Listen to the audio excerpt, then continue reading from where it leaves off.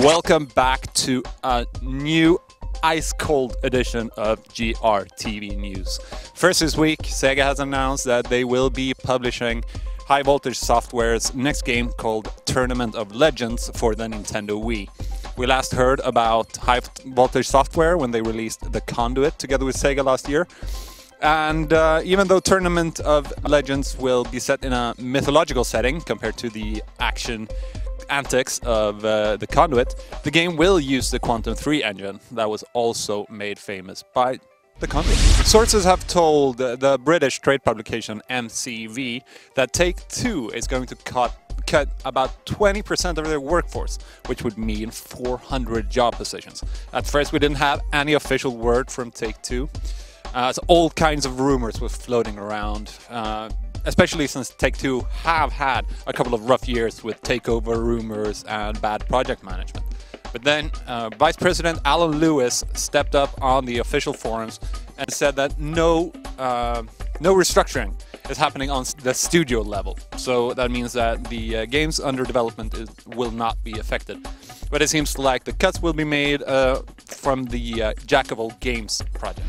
Dead or Alive Paradise, the PSP version of the volleyball-related Dead or Alive games, not the fighting games that happen to go under the same name, has been rated mature by the American ESRB.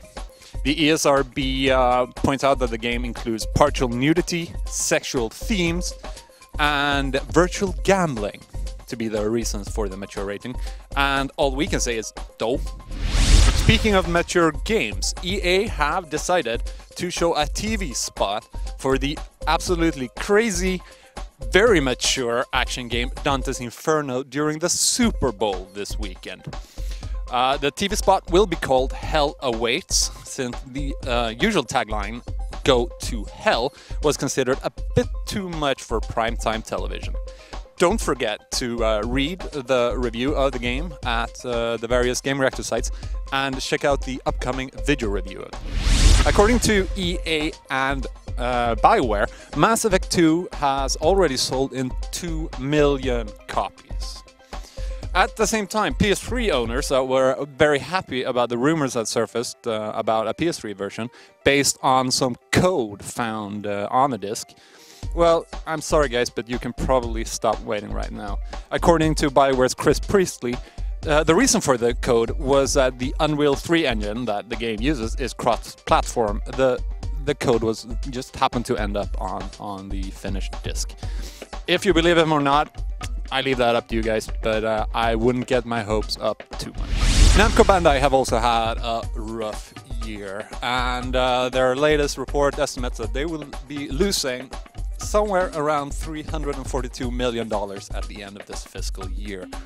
This is all probably because of a couple of underachieving titles, including Tekken 6 and a whole bunch of Dragon Ball titles. While this is going on, they are also banding up together with Atari to try to break into the Guinness World Book of Records. The attempt is related to Star Trek Online, which they just released, developed by Cryptic. And the attempt is to gather as many people as possible dressed as Star Trek characters. The attempt will take place on February 14th in London at the Millennium Bridge. And this also happens at the same time as a lot of players are upset at Cryptic and Atari because they've added 2 playable races, the Klingons and the Ferengi, to a cash store related to the game on the same day as the game was launched. If this is only a cheap way of getting some extra bucks or a boon to the players, we'll let you decide on your own. And now to the game that has us at GRTV bouncing with joy. The Behemoth, makers of Castle Crashers and Alien Hominid, have revealed a trailer and a name for the game that was previously only known as Game 3. The game is called Battle Block Theater, and it has typically Behemoth-style cute characters fighting against each other in violent plays. Considering that I used to have quite a severe Castle Crashers addiction, I now fear for my life. And now for the final piece of news this week, which also had us quite excited at the offices. Have Sega learned their lesson? They might have, since it turns out that the also mysterious Project Needle Mouse turned out to be nothing less than Sonic 4. It's called Sonic 4 Episode 1, because we all know that adding Episode 1 to the end of a title makes it all so much cooler. It's supposed to be a direct continuation of Sonic 3 and Sonic and Knuckles. Will this be the time for Sega to turn around Sonic from his inevitable downfall? It just might be, since we've been asking for a 2D Sonic for what seems like ages now. And considering that our editor, Bengt Lemne, used to have quite a severe Sonic addiction, I now fear for his life. This week we decided to call up one of our Swedish editors, the oh-so-handsome Jonas Elfring, to ask him a couple of questions. First of all, Jonas, what do you think was the most important piece of news this week? Well, actually it was just a rumor, but a quite juicy one of that. It's about a new Nintendo console. There was a leak from a top developer that said Nintendo is gonna show this new console on GDC next week. And we don't know if it's Wii HD or a new portable console, but it's really exciting news. It's been a while since we saw a big announcement like this.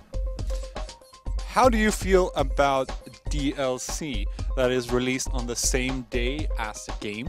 Well, I can really understand people who thinks that the game publishers are milking them for money. I mean, it depends on the DLC as well. If it's, you know, optional stuff like costumes and so on, it's not such a big deal. But if it's stuff that should have been in the game in the first place, I would really be pissed off. Also, recently, including this week actually with Namco Bandai and Take-Two, we've seen quite a lot of layoffs in the games industry, certainly not helped by the ongoing financial crisis. Do you think that we've seen the worst, or that there's actually more to come? Well, that's really hard to tell actually, because just this week we've been reporting about layoffs and downsizing from THQ, Take-Two, Sony, so I mean the companies still need to save money, it seems, and 2009 was a tough year, extremely tough, and the industry is still crippled in many ways. But I think in the long run things should be looking up. Thank you very much, Jonas. That's all we had this week. But as usual, remember to check out GRTV because we have a lot of good stuff coming up, including a visit to the Games Jam in Copenhagen. And an interview with Peter Molyneux, where he might actually give us a couple of hints about Fable 3. So remember to check that out. That's all. See you next week. Take care.